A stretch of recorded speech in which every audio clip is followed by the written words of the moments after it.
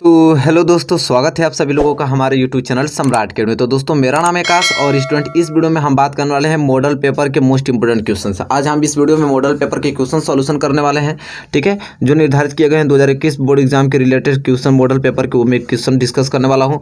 तो वीडियो बहुत ही ज़्यादा अच्छी बनी हुई है, तो वीडियो को शुरू से लेकर लास्ट तक देखिएगा, क्योंकि बहुत ही ज़्यादा बेनिफिट होगा आप लोगों को इस वीडियो देखते हैं, क्योंकि इसमें मॉडल पेपर के जितने मोस्ट इंपोर्टेंट क्वेश्चन है मैथ के, उस सब में मैं सोल्यूशन के साथ अच्छे तरीके से डिस्कस करने वाला हूँ, ठीक है। तो चलिए वीडियो स्टार्ट करने से पहले इस वीडियो को लाइक नहीं किया तो प्लीज़ स्टूडेंट लाइक कर दीजिए, और चैनल पर नए तो चैनल को सब्सक्राइब कर लीजिए। साथ ही साथ वीडियो को शेयर भी कर दीजिए अपने फ्रेंड्स के यहाँ, कि ताकि वो भी अच्छे तरीके से तैयारी कर सकें। तो चलिए स्टूडेंट, हम देखते हैं पहला क्वेश्चन। आपके होम स्क्रीन में पहला क्वेश्चन दिखाई दे रहा होगा। ये क्वेश्चन देखिए कितना ज़्यादा मोस्ट इंपोर्टेंट है। ये क्वेश्चन कह रहा है यहाँ पे कि दिए गए चित्र में, ये चित्र आपको दिखाई दे रहा है, कह रहा है दिए गए चित्र में यदि DE जो DE है वो समांतर है किसके, BC के, मतलब DE जो है इस BC के क्या है, समांतर है। तो यक्स का वैल्यू पूछा है, जो यक्स का वैल्यू, ये वाला वैल्यू मान ज्ञात करना है, यक्स का मतलब BC का वैल्यू ज्ञात करना है। तो चलिए स्टूडेंट देख लेते हैं कि कैसे होगा जल्दी से, कि किस प्रकार इसे लगाया जाएगा। बहुत ही ज़्यादा मोस्ट इंपोर्टेंट क्वेश्चन है। तो चलिए मैं बताता हूँ किस प्रकार इसका सोल्यूशन बहुत ही आसान तरीके से करेंगे हम लोग। सबसे पहले यहाँ पे देखिए लिखेंगे हम लोग, यहाँ पे हल क्या लिखेंगे, यहाँ पे हल लिखेंगे स्टूडेंट, ठीक है। हल में सबसे पहले देखेंगे दिया क्या है, ठीक है। तो देखिए हमको आगे से इसमें बोल रखा है, दिया है हमको आगे से क्या दिया स्टूडेंट, कि जो DE है वो BC के समांतर है। जो DE रेखा है वो BC के क्या है, समांतर। तो यहाँ मैं लिख दूंगा कि जो DE है रेखा वो BC के क्या है, समांतर है, ठीक है। और कह रहा है कि x बराबर क्वेश्चन मार्क, ठीक है, x का वैल्यू ज्ञात कीजिए। देखिए सबसे पहले हम लोग लिखेंगे यहाँ पे त्रिभुज में, देखेंगे त्रिभुज यहाँ पे देखिए कौन कौन, त्रिभुज ADE, ध्यान समझिए, ADE इस वाले त्रिभुज में, यह त्रिभुज व त्रिभुज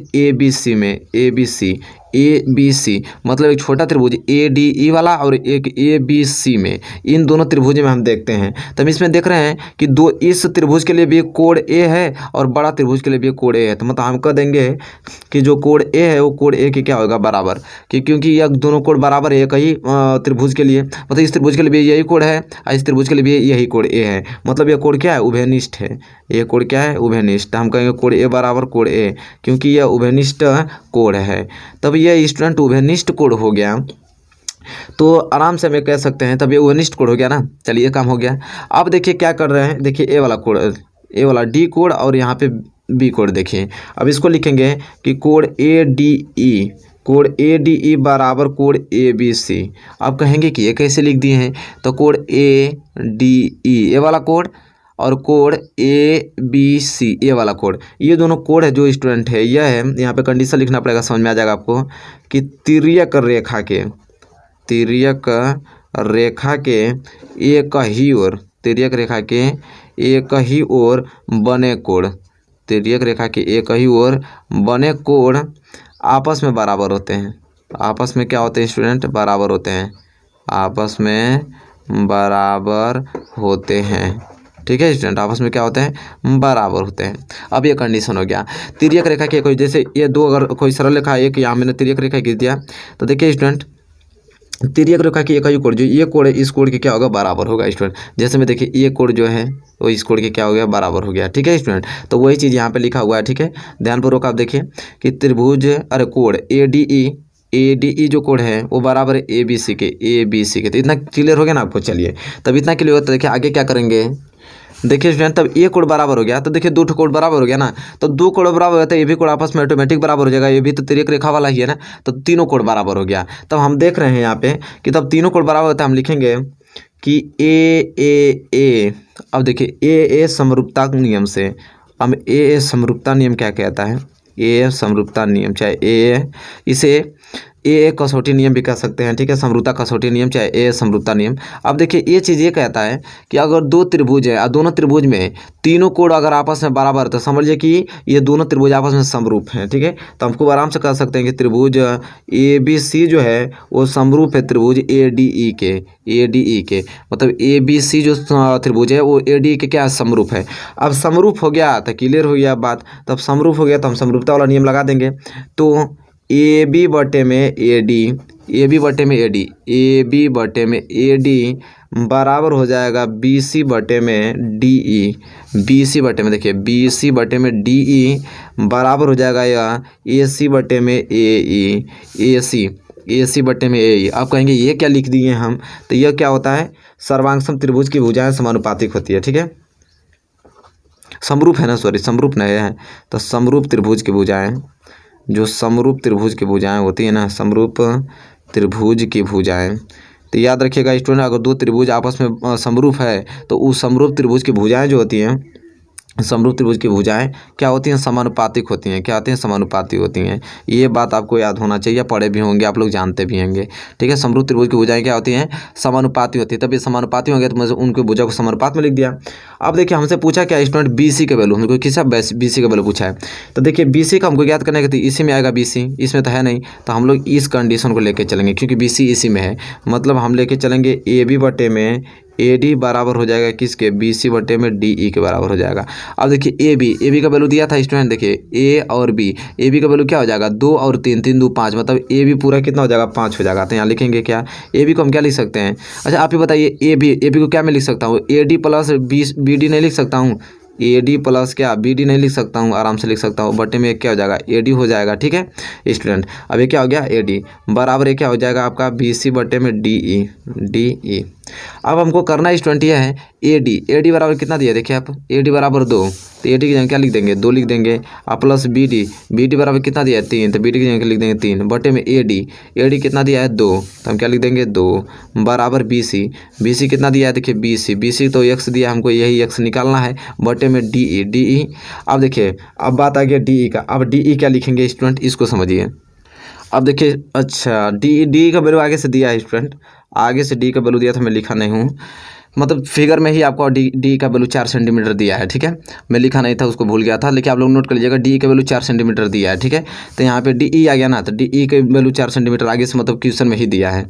तो अब देखिए हो जाएगा 3 2 5, तो हो जाएगा 5 बटे 2 बराबर, अब ये क्या हो जाएगा x बटे 4। अब सिंपल कर लीजिए, तो 2 में x गुणा होगा तो 2x बराबर 5 चौको 20, x बराबर क्या हो जाएगा 20 बटे 2, काटा जीती x बराबर क्या आ जाएगा 10, तो x बराबर क्या आ जाएगा 10 सेंटीमीटर। तो जैसा देख पा रहे हैं x बराबर कितना आ गया, 10 सेंटीमीटर आ गया। तो ये हो जाएगा x का वैल्यू, x का वैल्यू ही पूछा था हमसे, ये x का वैल्यू, ये 4 सेंटीमीटर दिया था, इसको लिख लीजिएगा जरूर। ठीक है, BC बराबर हमको पूछा था, BC बराबर कितना गया x का वैल्यू क्या आ गया इतना पे 10 सेंटीमीटर। तो देखिए क्वेश्चन कितना अच्छे तरीके से सॉल्व हो गया स्टूडेंट, बहुत ही ज़्यादा महत्वपूर्ण प्रश्न है और ये प्रश्न क्लियर होता हुआ। चलिए क्वेश्चन नंबर पहला अगर क्लियर हो गया तो क्वेश्चन नंबर दूसरे की ओर बढ़ चलते हैं। चलिए स्टूडेंट देखिए क्वेश्चन कितना प्यारा प्रश्न आ गया, क्वेश्चन नंबर दूसरा, चलिए इसको देख लेते हैं। कह रहा है कि समरूप त्रिभुज ABC तथा PQR इस प्रकार है कि कोण A बराबर 32 तथा कोण R बराबर 65, तो कोण B का मान होगा। अब इसके अनुसार हमको फिगर बनाना पड़ेगा। कह रहा है कि दो त्रिभुज दिया है, एक त्रिभुज आपको दिया है ये वाला त्रिभुज, एक आप दिया है इसका ABC, तो एक त्रिभुज ABC हो गया, और एक त्रिभुज और दिया है, और त्रिभुज का नाम दिया है कि PQR। अब PQR कह रहा है दोनों ये त्रिभुज आपस में समरूप हैं, क्या है, समरूप है, वो बोल दिया आगे से ही। तो कह रहा है कोण A बराबर 32, ये कोण बराबर कितना दिया है 32 सेंटीमीटर 32 अंश, और कोण R बराबर 65, ये कितना दिया है 65 अंश दिया है। तो कह रहा है क्या स्टूडेंट के कोण B का मान होगा। तो देखिए कितना मोस्ट इंपोर्टेंट ये प्रश्न है। ठीक है, अब देखिए इसे किस प्रकार लगाएंगे अच्छे तरीके से आप समझने की कोशिश कीजिए। अच्छा स्टूडेंट आप बताए कोण B का वैल्यू पूछा है, किसका, कोण B का वैल्यू पूछा है ना। अब यहाँ पे देखिए हमको बताया है कि त्रिभुज जो ABC है वो समरूप है त्रिभुज किसके, PQR के, क्या है, समरूप है। और यहाँ पे दे रखा है कोण A बराबर 32 और कोण R बराबर दे रखा है 65, और कह रहा है कि कोण B का वैल्यू ज्ञात कीजिए। तो कितना सिंपल है स्टूडेंट। तो देखिए अच्छा ये बताइए कि मैं क्या बताऊँ, जो समरूप त्रिभुज होते हैं तो समरूप त्रिभुज में संगत कोण भी बराबर होता है। तो अगर यह कोण R ये अगर 65 अंश है तो ये भी कितना हो जाएगा आपका 65 अंश हो जाएगा नहीं, ऑटोमेटिक हो जाएगा। ठीक है, मैं यहाँ पे लिख दूंगा कि कोण जो R है कोण C के क्या बराबर है। तो कोई कहेगा कैसे, तो यहाँ पे लिखना पड़ेगा कि समरूप त्रिभुज के, यहाँ पे लिख सकते हैं ताकि एग्जामिनर आपको समझ में आ जाएगा उनको, समरूप त्रिभुज के संगत कोण बराबर होते हैं। समरूप त्रिभुज के संगत कोण क्या होते हैं, बराबर होते हैं। संगत कोण क्या होते हैं, बराबर होते हैं। अब संगत कोण बराबर होते हैं तो हो गया भाई कोण C बराबर कोण R।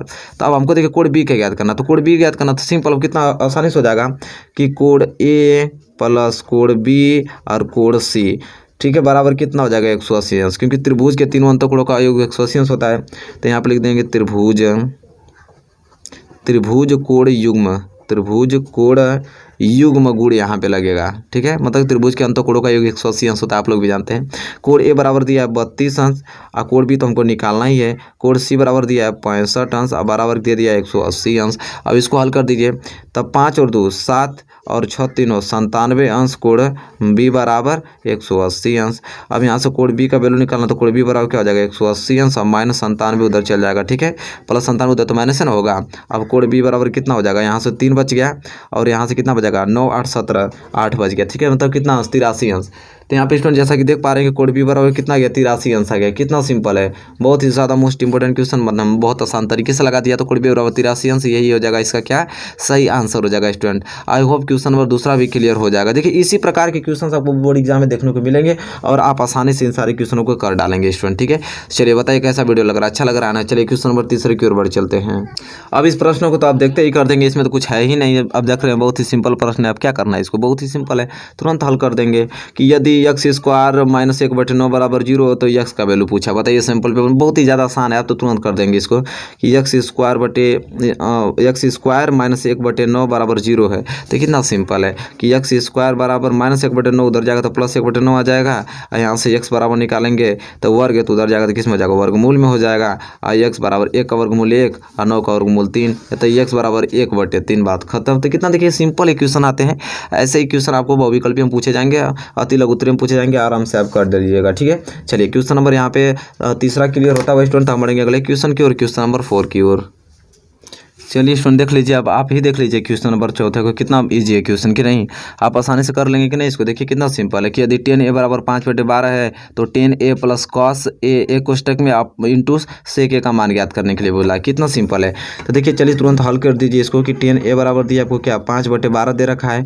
आपको कह रहा है कि भैया हमको ज्ञात कर दीजिए 10a प्लस cos a एक कोष्टक में है और गुणे में आपका क्या है sec है, इसका वैल्यू ज्ञात कर दीजिए। तो हम जानते हैं स्टूडेंट, सब लोग जानते हैं कि जो 10a बराबर आपका 5/12 है और 10a बराबर क्या होता है आपका लंब बटा आधार होता है। तो लंब यहाँ पे 5 आ गया, आधार यहाँ पे 12 आ गया। तो चलिए एक समकोण त्रिभुज बना लेते हैं। समकोण त्रिभुज बन गया ना स्टूडेंट, यहाँ पे नामकरण कर देते हैं, ये हो गया, ये बी हो गया, ये सी हो गया स्टूडेंट, ठीक है। ये कोण बी समकोण यहाँ पे, ठीक है। तो अब देखिए 10a बराबर 5/12, तो यहाँ पे देखिए या अब देखिए 10a का वैल्यू दिया था, इसके वाले भुजा क्या हो जाएगा लंब, तो ये लंब हो गया। अब लंब यहाँ पे कितना दिया है 5, तो यहाँ लिख देंगे 5, ठीक है। इसके बाद आधार, आधार क्या दिया है 12, तो हम लिख देंगे 12। अच्छा स्टूडेंट अब देखिए हम सबसे पहले कर्ण ज्ञात करेंगे, ठीक है। तो कर्ण ज्ञात कर देंगे फिर वैल्यू निकाल देंगे। तो कर्ण ज्ञात करने के लिए क्या होगा, यहाँ पे पाइथागोरस का प्रमेय लगाना पड़ेगा। तो हम लिखेंगे पाइथागोरस, आप दो पाइथागोरस प्रमेय। अब पाइथागोरस प्रमेय से क्या हो जाएगा स्टूडेंट, सिंपल देख पा रहे हैं। पाइथागोरस प्रमेय क्या कहता है, ये तो कहता है कर्ण स्क्वायर बराबर लंब स्क्वायर प्लस आधार स्क्वायर, ये ना कहता है। तो सिंपल हो गया और यहाँ से कर्ण निकालेंगे तो क्या हो जाएगा अंडर रूट में हो जाएगा लंब स्क्वायर प्लस आधार स्क्वायर। तो देखिए कर्ण बराबर क्या हो जाएगा यहाँ पे अंडर रूट में लंब, लंब कितना दिया है यहाँ पे 5, तो 5 का स्क्वायर प्लस आधार कितना दिया है 12 का स्क्वायर।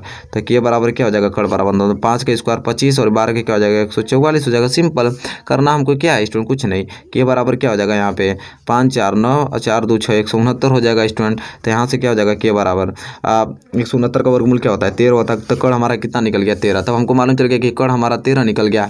तो हमसे वैल्यू किसका पूछा है 10 का cos का और 1 का। तो देखिए 10a दिया है ना, तो यहाँ पे सिंपल हम जानते हैं 10a का तो वैल्यू हमको आगे से ही दिया है, हमको cos निकालना पड़ेगा स्टूडेंट, ठीक है। तो cos बराबर क्या होता है, तो cos बराबर क्या होता है आपका लाल बटा काका से देख लीजिए, लाल बटा काका से आधार बटा कर्ण होता है। तब आधार बटा कर्ण हो गया तो आधार कितना आपके दिया है 12, ठीक है। 12 दे दिया और कर्ण कितना दिया है यहाँ पे निकला अभी 13, तो 12/13 निकल गया। इसी तरह सेक भी निकाल लीजिए सेक, ठीक है। तो कॉस का उल्टा क्या होता है सेक होता है, तो कर्ण बटा आधार हो जाएगा, ठीक है। तो ये क्या हो जाएगा आपका स्टूडेंट 13/12 हो जाएगा उल्टा करेंगे तो, ठीक है। क्योंकि कर्ण बटा आधार तो कर्ण क्या 13 और आधार क्या 12। अब सब तीनों का वैल्यू निकल जाएगा, तब वैल्यू निकल लीजिए। क्या वैल्यू पूछा था हमसे, पूछा था कि 10a प्लस cos a और इंटू में sec a का हमको मान पूछा था ना। तो देखिए 10 में बराबर क्या है 5/12 दिया है तो उसको लिख देंगे और प्लस cos a का वैल्यू कितना निकला है 12/13, इसको लिख लीजिए। फिर यहाँ पे गुणे में लिखा है sec a वैल्यू कितना है 13/12 है। अब करना क्या, अब इसको हल कर दीजिए। तो कितना सिंपल है, इसका एलसीएम लेंगे तो कितना हो जाएगा, एलसीएम लेंगे तो 12 × 13 इसका एलसीएम आ जाएगा। 12 से 12 कैंसिल 13, तो 13 5 कितना हो जाएगा 65 और यहाँ पे देखिए 13 से 13 12, 12 में गुणा 12 को होगा तो हो जाएगा 144। तब इसके कोष्टक में क्या हो जाएगा 13/12 क्या हो जाएगा यहाँ पे गुणा में हो जाएगा। तो 13 से 13 कटा दीजिए, सिंपल 13 से 13 क्या हो जाएगा कैंसिल हो जाएगा। अब देखिए स्टूडेंट बचा क्या यहाँ पे जोड़ दीजिए तब 5 4 9, 5 और 4 9 और 6 4 कितना हो जाएगा 10 और 2 209 हो गया और नीचे बच गया 12 और गुड़े यहाँ ऊपर क्या बच गया 1 और यहाँ नीचे बच गया 12। सिंपल। अब करना क्या है 209 को गुड़ा 1 में करेंगे तो 209 और 12 में 12 गुड़ा करेंगे तो 144। बात खत्म। यही हो जाएगा, इसका क्या हो जाएगा आंसर हो जाएगा स्टूडेंट। ठीक है, तो देखिए कितना सिंपल तरीके से क्वेश्चन मैंने सोल्यूशन करके बता दिया आप लोगों को। बहुत ही ज़्यादा ईजी क्वेश्चन है। तो क्वेश्चन नंबर 4 यहाँ पे अच्छे तरीके से क्या होता हुआ स्टूडेंट क्लियर होता हुआ। चलिए क्वेश्चन नंबर 4 यहाँ पे क्लियर हो गया है। तो इसी के साथ हम बढ़ चलते हैं अगले क्वेश्चन की ओर, क्वेश्चन नंबर 5 की ओर। चलिए मेरे प्यारे स्टूडेंट, देखिए क्वेश्चन नंबर 5 कितना अच्छा क्वेश्चन है। देखिए वेरी मोस्ट इंपॉर्टेंट क्वेश्चन है। कह रहा है यहाँ पे कि संख्याएं 11 31 2 5 8 59 35 55 की माध्यिकाएं ज्ञात कीजिए। संख्या आपको दिया है और कह रहा है कि माध्यिकाएं ज्ञात करने के लिए। तो कितना सिंपल वर्ड देखिए है। तो देखिए कैसे माध्यिका निकाला जाता है। सबसे पहले आपको जो संख्या दिया है उसको अवरोही क्रम में लिख लीजिए। किस में? अवरोही क्रम में स्टूडेंट। ठीक है, अब देखिए यहाँ पर लिखेंगे अरे आरोही क्रम में होता है ना, आरोही क्रम मतलब बढ़ते क्रम होता है। ठीक है, आरोही क्रम मतलब क्या होता है यहाँ पर लिख लीजिएगा समझने के लिए। बढ़ते क्रम में, बढ़ते क्रम का मतलब पहले छोटा फिर उससे बड़ा फिर उससे बड़ा ये होता है। ठीक है, तो आरोही क्रम में लिखने पे तो आरोही क्रम मतलब क्या होता है सबसे बड़ा छोटा से बड़ा बड़ा। सबसे छोटा क्या है 2, इसके बाद क्या है 5, इसके बाद क्या है 8, इसके बाद क्या है 11, इसके बाद क्या है 31, इसके बाद क्या आपको दिखाई दे रहा है 35, इसके बाद हमको लगता है 55, इसके बाद 59। ठीक है, तो यहाँ चीज़ अब देखिए माध्यिका पूछा है। तो देखिए माध्यिका निकालने का बहुत सिंपल। देखिए 1 2 3 4 5 6 7 8 है ना, तो 8 है। तो अब देखिए सिंपल आपको करना क्या है स्टूडेंट, देखिए 3 इधर से छोड़ दीजिए 3 इधर से ले लीजिए, बचा बीच में आपका क्या 11 और 31। तो सिंपल 11 और प्लस 31 माध्यिका निकालेंगे 2 का भाग दे देंगे, सिंपल तुरंत निकल जाएगा। तो 1 1 2 और 3 1 4 42 बटे क्या हो जाएगा 2, घटा दीजिए। तो स्टूडेंट 2 2 1 4 और 2 1 2 कितना आ गया 21 आ गया स्टूडेंट। कितना गया 21 आ गया। तो कितना सिंपल है देखिए। तो 21 इसका क्या हो जाएगा माध्यिका हो जाएगा स्टूडेंट। ठीक है, तो 1 2 3 4 5 6 7 8। तो यहाँ n बराबर 8 था। जब भी आपका सम संख्या आ जाएगा ना तो आप तुरंत इस फार्मूले से लगा दीजिएगा। ठीक है, इधर को छोड़ के उधर के बीच में दोनों को जोड़ के भाग दे दीजिएगा, तुरंत निकल जाएगा। ठीक है, अगर जब n बराबर 8 में तो सम संख्या रहेगा तो देखिए कितना मोस्ट इंपॉर्टेंट मैंने माध्यिका तुरंत निकाल दिया कि कैसे होगा। तो देखिए यहाँ स्टूडेंट मैंने यहाँ पे इस वीडियो में मैंने टोटल 5 मोस्ट इंपॉर्टेंट क्वेश्चन आपको बात कर दिया है। बताइए वीडियो आपको कैसी लगी स्टूडेंट। वीडियो आपको अच्छी लगी तो प्लीज़ इसे लाइक कीजिए और चैनल पर नए तो प्लीज़ चैनल को भी सब्सक्राइब कर लीजिए, साथ ही साथ बेल आइकन को भी प्रेस करिए। तब तक के लिए दोस्तों धन्यवाद। मिलेंगे आपसे नेक्स्ट वीडियो में।